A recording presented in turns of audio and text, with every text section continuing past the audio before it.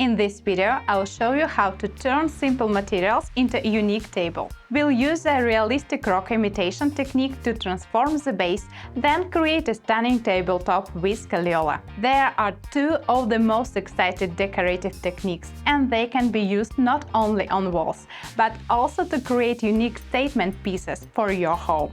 First, we need to build the basic shape of the rock using EPS from board. I've already cut it into smaller pieces. Now take a regular fork and score the surface of each piece. This is the side that will be glued to the base.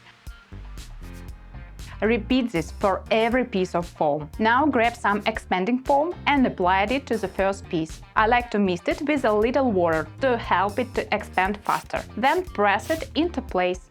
Before you start, think about the overall shape you want your rock to have. You can use photos of the realistic rocks as a reference.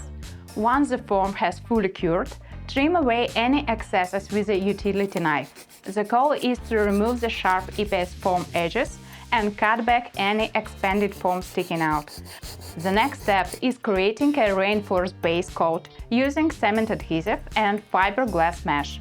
Cut the mesh into small pieces. Then crumble each one in your hands to make it easier to work with. Apply the cement adhesive to a small section. At this stage, you can use any C2 rated tile adhesive, but a cement-based adhesive designed for EPS foam is the better choice. When working with fiberglass mesh, make sure there is adhesive underneath and on top of it. Lay the mesh in place, then use a putty knife to press it into the adhesive so it follows the EPS foam contours. Switch to a brush and smooth it out while applying another adhesive layer over the top. Continue covering the entire surface in small sections. In the end, you should have a reinforced base like this. Now that the reinforced base coat has fully cured, it's time for the next step, applying the cement render. You'll also need a sheet of plastic film and a regular spoon.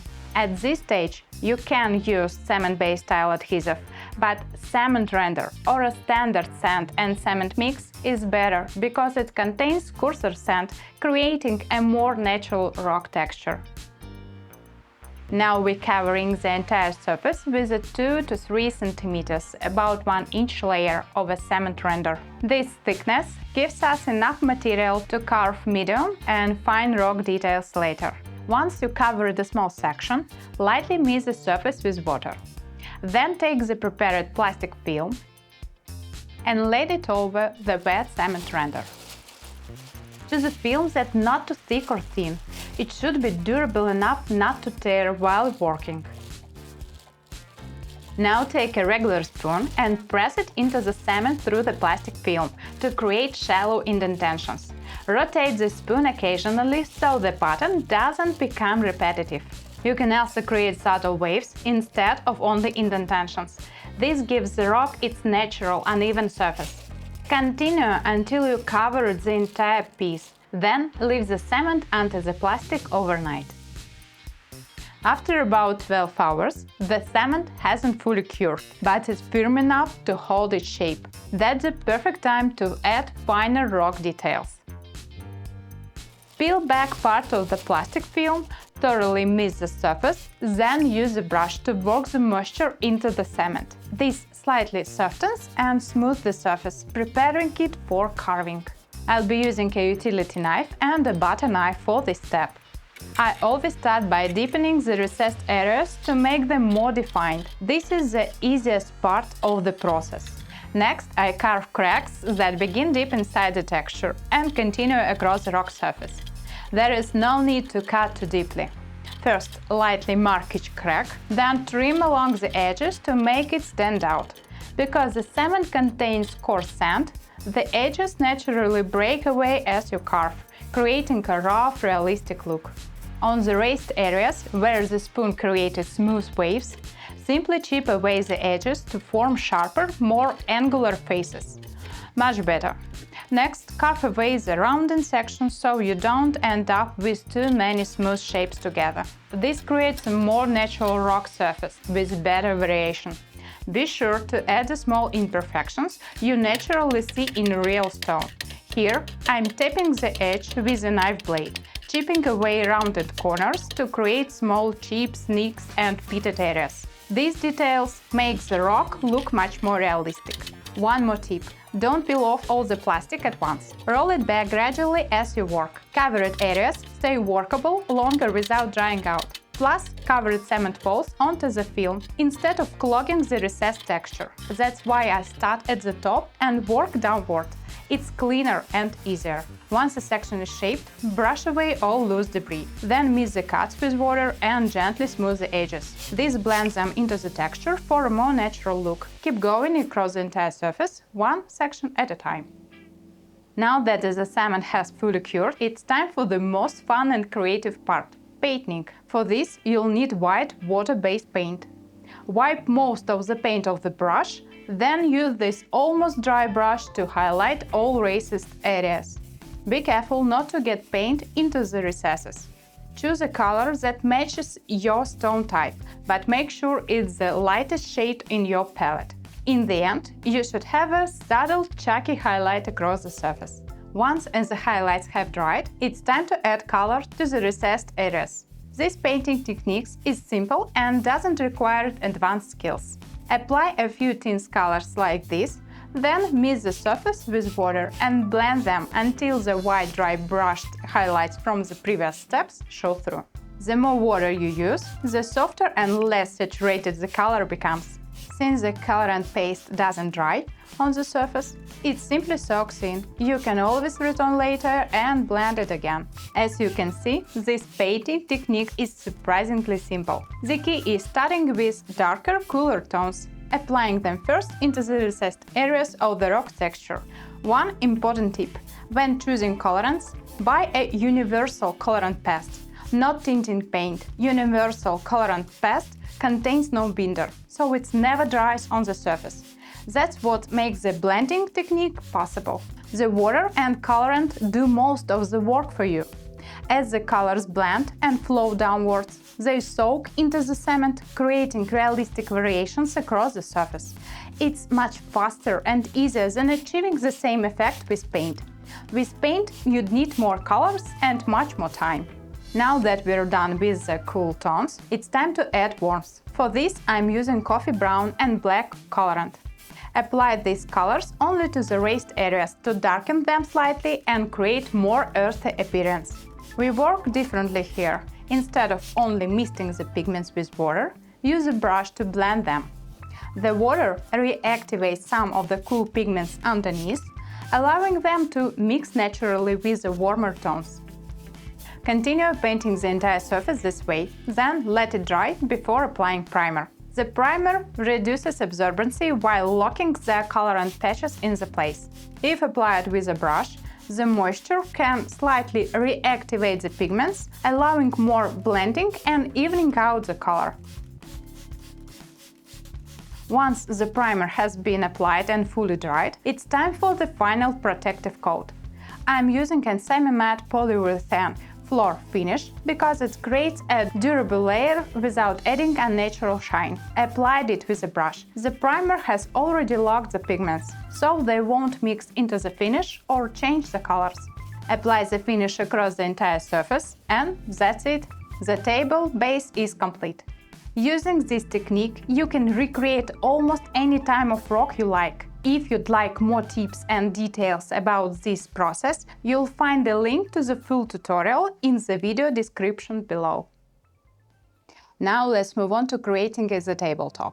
We'll make the Scagliola using regular gypsum-based joint compound. Pour the material into a premix solution of PVA glue and water. Then put on gloves and knead the mixture until it reaches a clay-like consistency. Now place the mixed compound onto a sheet of plastic and separate a small portion. Flatten it slightly, then spread liquid tint over the surface. Coat one side, fold the piece so the tint is sealed inside, and set it aside. This is where you can experiment with color combinations and applications methods. Tint the last piece the same way and add it to the rest. Then knead all pieces together until they form one large log. The blank is now ready. Next, grab a spray bottle filled with water and lightly mist the tabletop. Carefully transfer the tinted compound onto the surface, then cover it with a thick sheet of clear plastic. take a rolling pin and roll the material out evenly. My tabletop is made from laminated MDF. To prepare it, I scuffed the glossy laminated with 120 grit sandpaper. Then applied a plastic adhesion primer. In my opinion, it's better to use plain MDF or particular board without a laminated surface. That way, instead of plastic adhesion primer, you can use quartz primer. Once you've finished rolling out the center section, move on to the edges and corners. Peel off the first plastic sheet, set it aside and lay the second sheet, the one underneath, over the surface. Then carefully work the material down over the edge. The key is not to rush, so you keep the layer smooth and even. If you applied a reinforced fiberglass mesh base coat beforehand, the compound will bond the edge much better. Cover the compound with the plastic sheet again, then make a final pass with the rolling pin.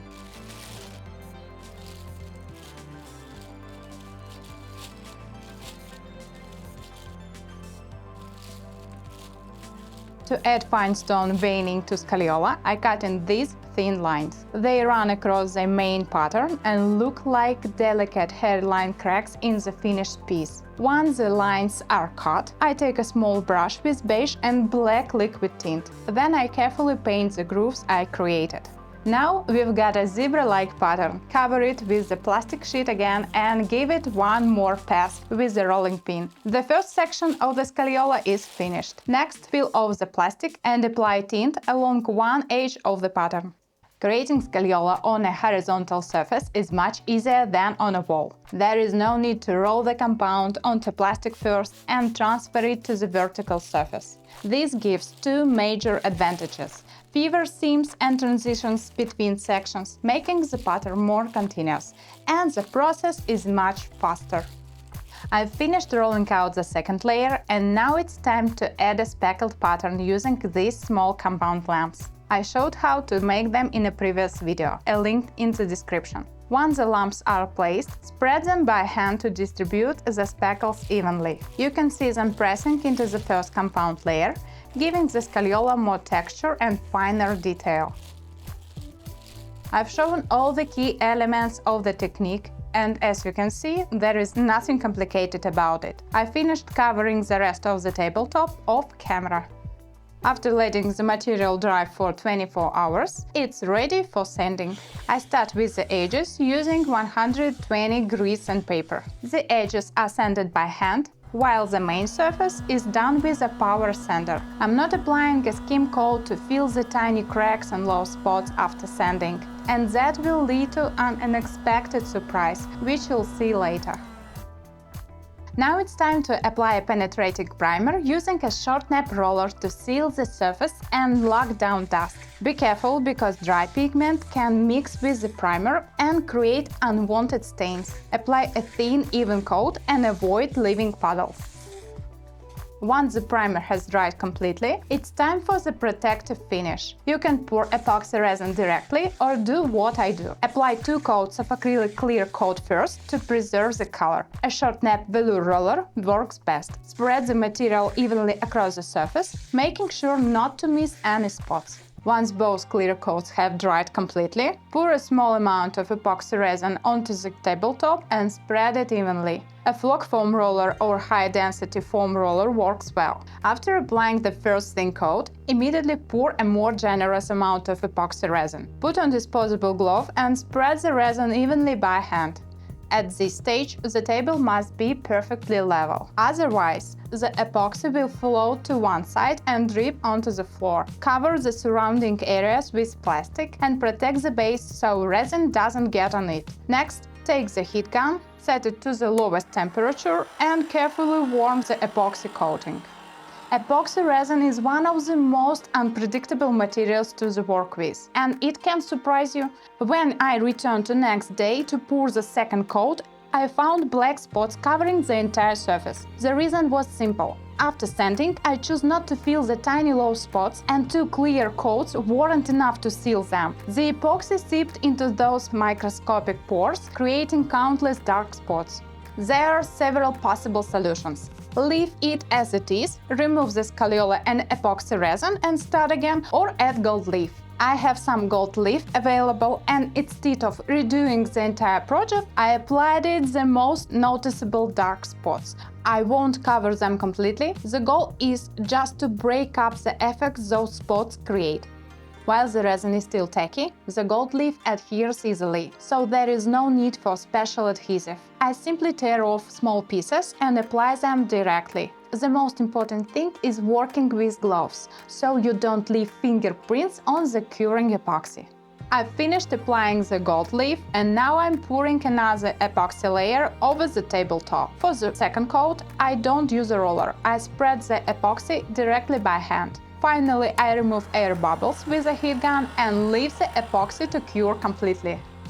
Done. A lot of work went into this project, but the result was worth it. Now you know the easiest way to create an interior rock finish and make any type of stone you like. Plus, you've seen how Scagliola can be created using simple materials. The application technique is fascinating, but you need to be careful when you're working with epoxy resin to avoid those tiny spots. I also have 2 more detailed videos about creating this table base and tabletop, where I share more useful information and cover additional details and techniques. I'll leave the links in the description below this video. And that's all for today. See you in the next video.